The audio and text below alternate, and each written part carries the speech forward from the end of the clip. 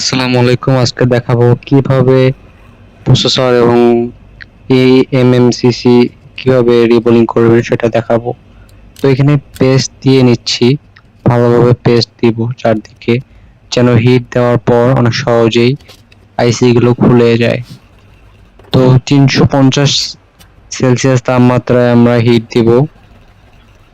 দুইটাকে ভালোভাবে হিট দিতে হবে, চারদিকে নাড়াতে হবে। একটা জায়গায় সবসময় হিট দিলে আইসিটি নষ্ট হয়ে যাবে। এরপর দেখুন আস্তে করে একটু উঠালে উঠে যাবে, মানে আস্তে করে একটু ধরলেই উঠে যাবে।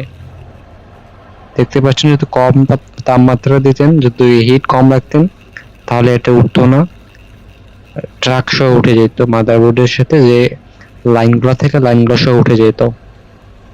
খেয়াল রাখবেন আশেপাশে কোনো ছোট ছোট কম্পোনেন্ট যেন মিসিং না হয়ে যায়। মিসিং হলে সেক্ষেত্রে আপনি সিপিইউ 100 বার রিবোলিং করার পরেও আপনার পারফেক্টলি কাজটা হবে না। দেখা যাবে ক্যামেরা চলে যাবে অথবা স্ক্রিন টাচ করবে না, বিভিন্ন ধরনের সমস্যা হতে পারে। তো সেক্ষেত্রে আপনাদের এই ছোট ছোট কম্পোনেন্টগুলো ভালোভাবে খেয়াল রাখতে হবে। তো এটা ভালোভাবে ক্লিন করে নিচ্ছি সোল্ডারিং উইকের মাধ্যমে। খুব ভালোভাবে পরিষ্কার করতে হবে এবং এখানে বেশি জাতা দিয়ে চাপ প্রয়োগ করা যাবে না। চাপ প্রয়োগ করলে যে ট্র্যাকগুলো আছে এগুলো উঠে নষ্ট হয়ে যাবে। এরপর থিনার দিয়ে ভালোভাবে ক্লিন করে দিব। দেখতে পাচ্ছেন ভালো মতো ক্লিন হয়ে গেছে। ভালো মতো দেখে নিবেন কোথাও শর্ট আছে নাকি। শর্ট থাকলে এটাও ফিক্স করার ভিডিও আমার কাছে অন্য একটা আছে, আপনি দেখে নিতে পারেন। প্রথমে হচ্ছে এখানে পেস্ট দিব, একটু ফ্লুক্স দিব, দেওয়ার পর হচ্ছে এখানে ভালোভাবে এটা ক্লিন করে নিতে হবে। এখানে ব্ল্যাক পেস্টটাকে ভালোভাবে রিমুভ করতে হবে। ব্ল্যাক পেস্ট একটু রাখা যাবে না, রাখলে পরবর্তীতে আপনাদের সিপিইউ রিবোলিং করার পরও দেখা যাবে কোনো না কোনো ধরনের সমস্যা দেখাবে, অথবা মোবাইল অন হচ্ছে না, অথবা বিভিন্ন ধরনের সমস্যা দেখাতে পারে। তো এই ক্ষেত্রে ভালোভাবে ব্ল্যাক পেস্টটা আপনার রিমুভ করতে হবে। তো দেখতে পাচ্ছেন এটা ভালোভাবে ক্লিন করতেছি। এই কাজটা বেশি কঠিনও না, বেশি সহজও না, খুব ধৈর্য সহকারে করতে হবে। এরপর হচ্ছে আমি যে পেস্টটা ইউজ করতেছি এটা খুব ভালো মানের একটি পেস্ট। এই পেস্টটা আপনারা ইউজ করতে পারেন। তো এই পেস্ট ভালোভাবে মিক্স করে নিব। মিক্স করে নেওয়ার পর এটা রিবোলিং করব। এখানে ভালোভাবে ধরতে হবে, না হলে একটু নাড়াচাড়া হলে সমস্যা। টিস্যু দিয়ে ভালোভাবে মুছে নেবেন, উপরে একটু জাতা দিয়ে মুছে নেবেন, তাহলে পানিটা হচ্ছে টেনে নিবে। এখন হিট 280 সেলসিয়াসে রাখবেন। বেশি রাখলে সমস্যা হতে পারে, কমও রাখা যাবে না।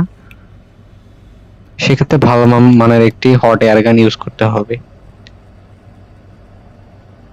নর্মাল হট এয়ার গান ইউজ করলে দেখা যাবে আপনার আইসিটি ভালোভাবে রিবোলিং করতে গেলে সমস্যা হবে না, কিন্তু যখন আইসিটাকে ওঠাতে যাবেন তখন তার সহ লাইনগুলো, যে মাদারবোর্ডের সাথে লাইনগুলো থাকে, এগুলো সব উঠে আসবে। সেটা আপনাদের খেয়াল রাখতে হবে এইসব কাজ করার জন্য। অবশ্যই কাস্টমারের কাছ থেকে ডেট পারমিশন নিয়ে রাখতে হবে, কারণ যে কোনো সময় এই জিনিসটা নষ্ট হয়ে যেতে পারে। আমি নিচের দিকে টেপ লাগিয়ে রাখছিলাম যেন আইসিটাকে নড়াচড়া না হয়। এটাকে ভালোভাবে ক্লিন করে নেবো আইসিটাকে, যেন কোনো ছিটাফোঁটা থাকলে ক্লিন হয়ে যায়। তো দেখতে পাচ্ছেন আইসিটা একদম সুন্দর মতো রিভলভ হয়ে গেছে। এখানে থিনার দিয়ে ভালোভাবে ক্লিন করে নেব। থিনার অবশ্যই ইউজ করতে হবে এবং মোটা মানের ব্রাশ ইউজ করতে হবে, যেন ময়লাগুলো অথবা ব্ল্যাক পেস্ট থাকলে ওটা রিমুভ হয়ে যায়। কারণ ময়লা অথবা ব্ল্যাক পেস্ট কোনো একটা থাকলে এখানে আইসি রিবোলিং এ সমস্যা হবে, আইসি ইনস্টল করার সময় সমস্যা হবে। দেখা যাচ্ছে মোবাইল অন হবে না অথবা কোনো কানেকশন পাবে না। তো এখানে একটা হিট দিয়ে নেবো, এটা হচ্ছে ফাইনাল টাচ। হিট দেওয়ার পর পেস্ট দিয়ে হিট দেওয়ার পর দেখা যাবে আইসি যে বলগুলো গেলে ভালোভাবে শক্তভাবে বসবে এবং সুন্দরভাবে হয়ে যাবে। এটা অবশ্যই করবেন, না করলেও কিছু হবে না, কিন্তু এটা করা অনেক ভালো। এটা অবশ্যই আপনাদের করতে হবে। এরপর ইএমএমসিটা রিবোলিং করতেছি।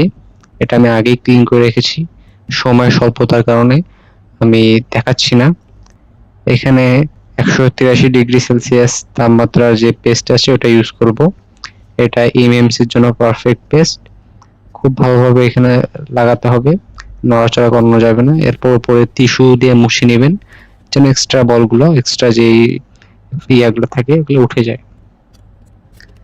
এরপর উপরে হিট দিব সুন্দর করে, দেখতে পাচ্ছেন এখানে হিট দেওয়ার পর এগুলো সুন্দরভাবে বল হয়ে যাবে। এরপর এটা ক্লিন করে নিব, ক্লিন না করলে শর্ট সার্কিট হওয়ার সম্ভাবনা বেশি থাকে। এবং এটার টেম্পারেচার থাকবে 280 সেলসিয়াস। দেখতে পাচ্ছেন সুন্দর মতো বলগুলো হয়ে যাচ্ছে। অবশ্যই আপনাদের ভালো মনে একটা মাইক্রোস্কোপ দরকার হবে এই কাজগুলো করার ক্ষেত্রে। দেখতে পাচ্ছেন এখানে একটু বল এক্সট্রা রেখে থেকে গেছে, এটা একটু ঠিক করে দিলাম। তো এখানে উপরে পেস্ট দিব, অবশ্যই পেস্ট দিতে হবে, না হলে আপনার আইসিটা বসবে না বা সমস্যা হবে বসানোর ক্ষেত্রে।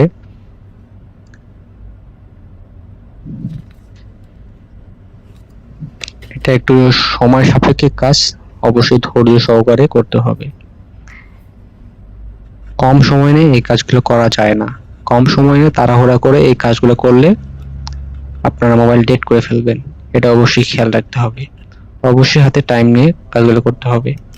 আইসি গুলো বসানোর সময় খুব ভালোভাবে খেয়াল রাখবেন পজিশন যেন ঠিক থাকে।